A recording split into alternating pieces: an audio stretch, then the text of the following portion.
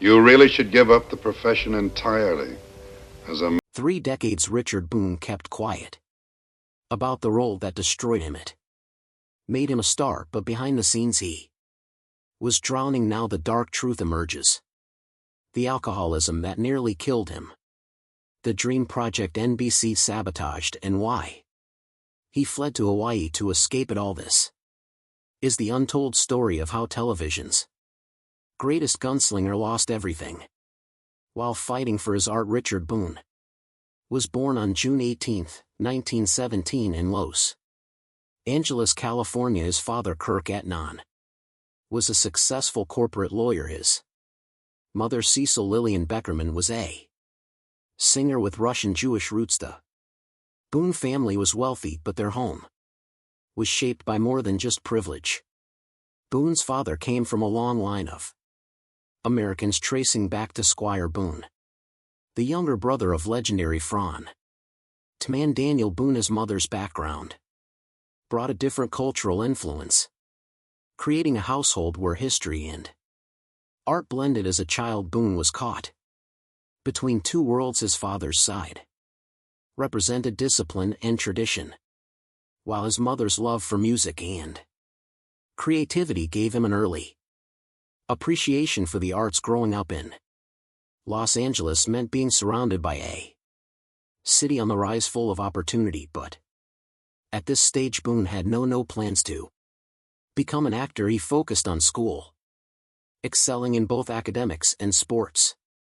When he was 11, his family moved to Glendale, where he attended Hoover High School. He became a strong football player, playing as an offensive guard under Coach Vic Cameron. The sport required toughness and strategy traits Boone carried with him for the rest of his life, but football wasn't the only thing that interested him. He had a deep appreciation for literature and storytelling, though he didn't yet know how important that would become. Boone also had a mischievous side. He was known for playing pranks, including one during his college years when he and some friends staged an elaborate joke with a dummy on a road near Stanford University. His humor was sharp, but he also had a restless energy that kept pushing him toward new experiences. After high school, he enrolled at Stanford University, one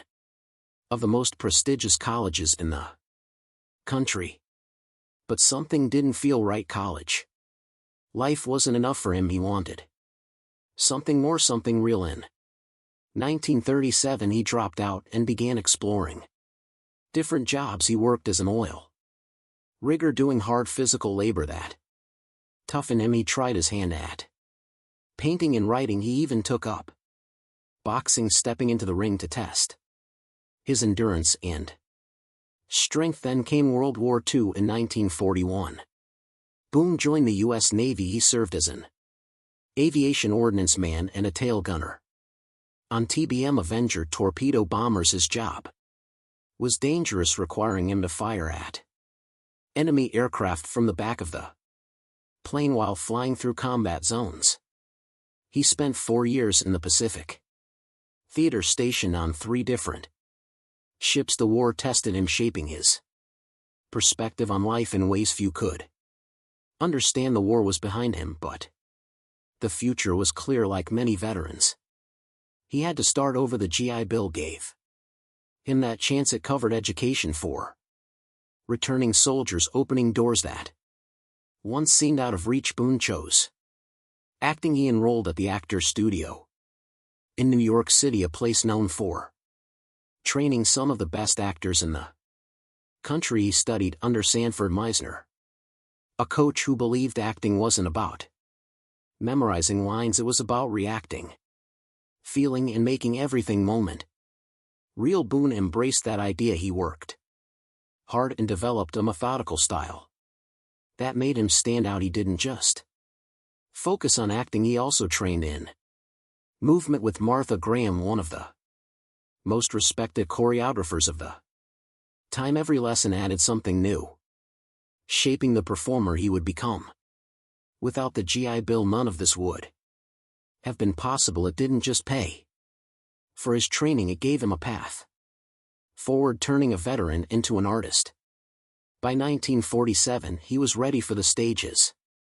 Broadway debut came in media revival of a Greek tragedy. The production was a major event directed by John Gielgud and starring Judith Anderson, one of the greatest stage actresses of the time. The play opened at the National Theatre. Before moving to the Royal Theatre, it ran for 214 performances, a long and successful run. Boone played a soldier. It wasn't a leading role, but it put him in the middle of a powerful production.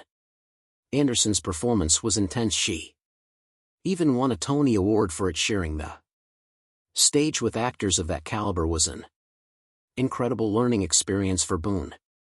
It was proof that his hard work was paying off. His next big step came in 1948 with Macbeth. This role proved he could handle Shakespeare, one of the biggest challenges for any actor. Boone's first role, even as part of an ensemble, Boone's performance stood out. His deep voice and rugged features made him a natural fit for military roles, something that would define the early years of his career. But it wasn't just about how he looked. He had trained at the Actors Studio in New York, where he developed a methodical approach to acting. That training helped him bring realism and depth to his characters. Paul's of Monuma was more than just a first movie. It set the tone for his career, proving he could bring weight and intensity to any role. The film itself was ahead of its time, using flashbacks to explore the backstories of soldiers. That added layers to what could have been a simple war film. 2 years later, Boone took on a role that would cement his ability to play complex characters. In The Robe 195-3, he played Pontius Pilate. In A Story About the Roman Tribune, Marcellus Gallo, played by Richard Burton. The film was the first ever released in CinemaScope, changing the way movies were seen on the big screen. Boone's time as Pilate was brief, but he made an impact. He didn't play him as a heartless villain. Instead, he showed a man weighed down by his choices. He understood what he had done, but he chose to ignore his own guilt. One of his most memorable moments in the film was a small but powerful gesture after symbolically washing his hands to absolve himself of responsibility for Jesus's fate. Pilate later asks for water again. It was an unconscious moment, a sign that the guilt had not left him. Boone's delivery of lines like "Did I so I did" added to Pilate's detached but burdened nature. The film earned over $17 million and proved that biblical epics had a place in Hollywood. For Boone, it was another step in shaping his career. He was not just another character actor, he was someone who could make even a brief role unforgettable. That same year, Boone took on a completely different role in Vicky 1953, a dark and unsettling film noir. He played Lieutenant Ed Cornell, a detective investigating the murder of a rising model named Vicky Lynn. But Cornell was not a typical detective. He was obsessed. Boone's performance made him both terrifying and fascinating. He wasn't just solving a case, he had a personal fixation on Vicky that made the story feel more like a psychological thriller than a murder mystery. As the film unfolds, Cornell's obsession becomes clear. He interrogates suspects with relentless force. He appears at their homes uninvited, making them uneasy. But the most chilling moment comes when his apartment is revealed. It is filled with photographs of Vicky arranged like a shrine. This wasn't just about justice. Cornell's mind was unraveling. Boone's performance made sure the audience felt that descent into obsession. Vicky became more than just a crime film. It was a study of a man losing control. Boone built his career on roles like these. He never played simple heroes or villains. He played men who carried burdens, made difficult choices and often struggled with their own morality. His deep voice and brooding presence made him stand out. But it was his ability to bring complexity to every character that made him unforgettable. Richard Boone's time on Medic wasn't just another acting job, it was a turning point in his career and a bold step for television. The show aired from 1954 to 195-56 on NBC, running for 2 seasons. Boone played Dr. Conrad Steiner, a dedicated physician dealing with real medical cases, but he wasn't just the lead actor. He also served as the show's narrator, introducing each episode with a serious and thoughtful tone. This wasn't the kind of medical drama that sugar-coated reality. It was raw, unflinching, and far ahead of its time. What made Medic stand out was its commitment to realism. Instead of filming on simple sets, the crew shot scenes at Los Angeles County Hospital. Real doctors were involved behind the scenes to ensure medical accuracy. The show tackled issues that were rarely discussed on television, including mental illness, autism, infertility, and even the terrifying effects of atomic bomb attacks. One episode, Flash of Darkness, showed doctors treating victims of an atomic explosion, a subject that reflected the deep fears of the Cold War era. Boone's performance as Dr. Steiner added to the show's credibility. He played the role with quiet strength, making the audience believe in both his medical skill and his compassion. The very first episode, White is the Color, told the heartbreaking story of a pregnant woman diagnosed with terminal leukemia. It was a risky choice for television at the time, but it proved that Medic was not afraid to show the harsh realities of life and death. Even though Medic earned critical acclaim, it struggled to compete with the massively popular I Love Lucy, which aired in the same time slot. The show never reached a huge audience, but its influence on future medical dramas was undeniable. Decades later, shows like Her and Grey's Anatomy would follow the same path that Medic had paved, bringing realistic medical storytelling to a mainstream audience. Boone's work on the show helped prove that television could be serious, intelligent, and thought-provoking, but Boone had a complicated relationship with television. He took acting seriously and put everything into his roles, but the fast-paced production schedules frustrated him. He believed television often focused on getting episodes out quickly rather than taking the time to make them truly great. Network interference made things even worse, and BC once canceled an episode featuring a cesarean section birth because they feared it would be too controversial. Boone was passionate about bringing realism to the screen, but he was constantly running into television's limits. Still, he stayed committed to Medic. He worked closely with creator James Moser to maintain the show's high.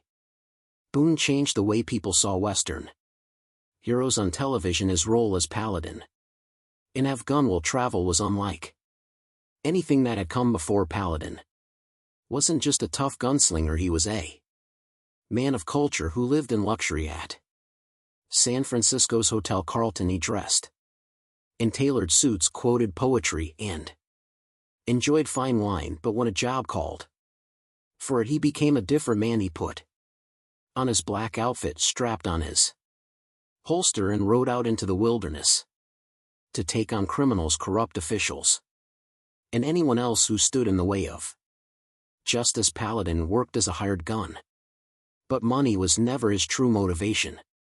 He charged wealth clients $11,000 per job, yet he often took on cases for free when he believed in the cause. His calling card, a simple black card with a white knight chess piece and the words "Have Gun Will Travel," symbolized his way of thinking. He was strategic, calculating, and always in control. He wasn't just Another cowboy who solved problems with a gun. He used his mind first and resorted to violence only when necessary. This made the show stand out from other westerns of the time. Most cowboy heroes were men of action, quick to draw their guns and settle things with a fight. Paladin was different. He preferred words over bullets, reason over brute force. When he did fight, it was only after he had exhausted every other option. This approach gave the show a sense of intelligence and depth that many westerns lacked. The series became one of the most successful shows of its time. It ran for 6 years, airing 225 episodes, and stayed in the top 5 of the Nalen ratings for most of its run. Unlike many TV shows, it was even adapted into a radio series after its success on television. Critics praised its strong writing and moral complexity, and audiences responded to its unique take on the Western genre. Paladin's name came from the legendary knights who served Charlemagne, and Boone leaned into that idea. He made sure Paladin wasn't just a skilled gunfighter, but a man guided by a personal code of honor. Over time, he shaped the character himself. He softened Paladin's obsession with money, added humor, and deepened his sense of justice. Paladin became more than just a Western hero. He became a symbol of intelligence, morality, and strength. Boone didn't just act in the series, he helped shape it. Behind the scenes, he directed 28 episodes, stepping in when the main director Andrew McLaughlin couldn't handle the full workload. At first, it was just a necessity, but he soon developed a passion for directing. He focused on character development, making sure the emotional weight of the story was just as important as the action. His work behind the camera helped give the show its depth. He collaborated closely with writers including Gene Roddenberry, who later created Star Trek. Together they made sure If Gun Will Travel wasn't just another shoot-them-up western. It was a show that asked big questions about justice, morality, and power. But while audiences loved Paladin, Boone began to feel trapped. He was a trained Broadway and method actor, used to playing different roles, but now he was playing the same character over and over again. He once said that returning to the role each season felt like drawing water from a well that kept getting deeper.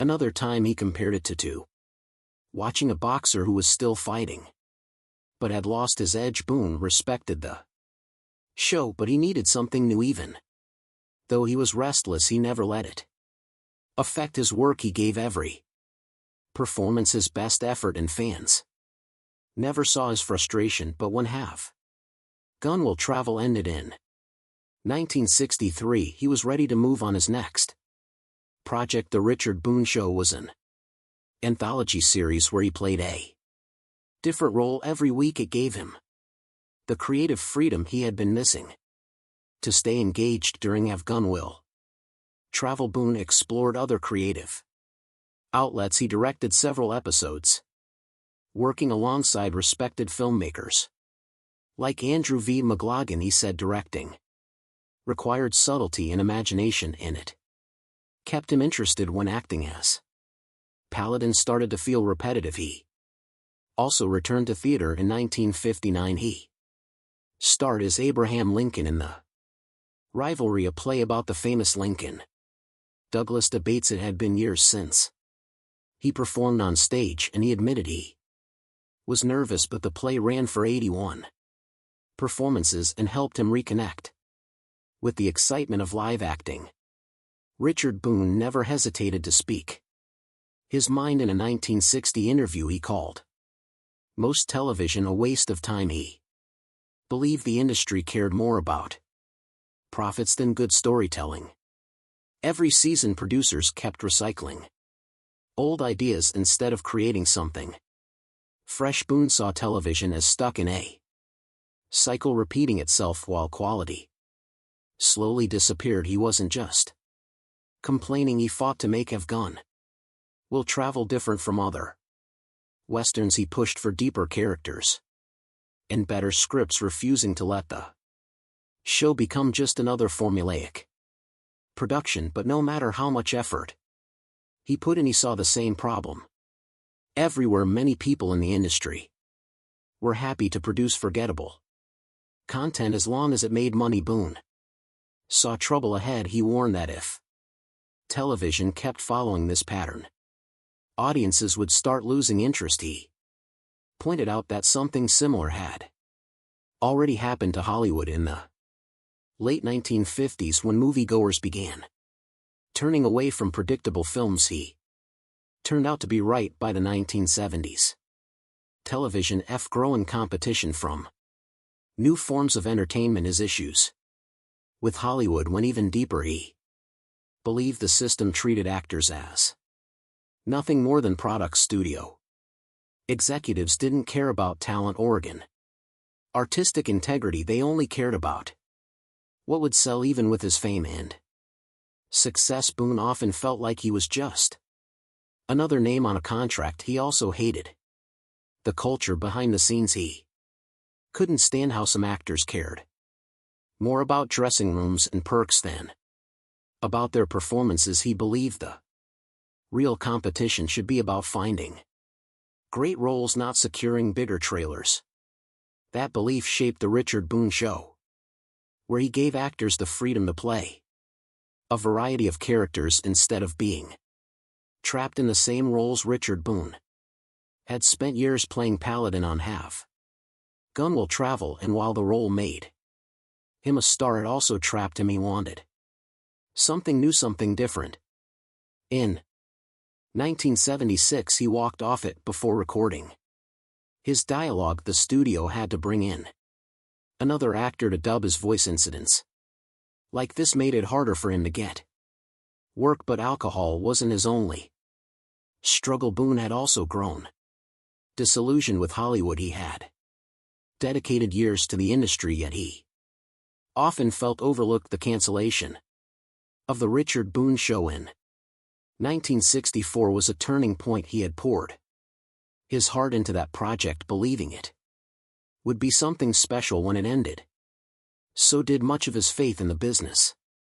Over time, that frustration pushed him away. He left Hollywood, first moving to Hawaii, then later to Florida. His struggles didn't just cost him stability, they also cost him career-defining opportunities. One of the biggest came in 1973 when Paul Newman wanted him for the Sting. Boone was offered the role of Doyle Lonigan, a part that would later go to Robert Shaw. It was a great opportunity, but he turned it down. Some believe he refused because he had made enough money from Have Gun Will Travel. Others think his drinking had made it impossible for him to commit. Whatever the reason, it was a decision that changed his career forever. By then, his health had already started to decline. Boone was a heavy smoker, known to go through as many as 100 cigarettes a day. Years of drinking and smoking finally caught up with him.